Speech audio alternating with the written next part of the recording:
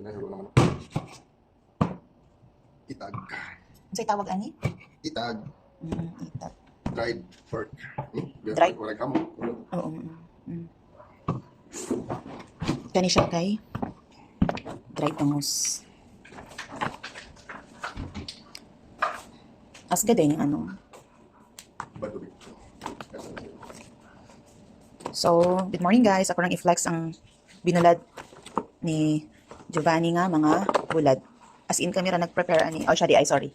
Siya nag-prepare gikan sa fresh pa kay tapos ilahang gi-half or gipikas nila tapos bulad. Oh, man ni siya ang result.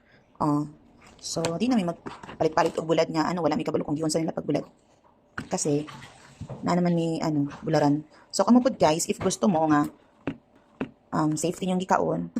Pero kana bang makaingon jud ka nga limpyo kay kamoray gahimo. So, pwede pa mo maginani, maghimo mo og ano. Palitan din mo isda nga siya tilapia. Dayon kani bangus. Ang bangus feeling na ko dili kayo siya asgad no. Tanaw ba gud ninyo.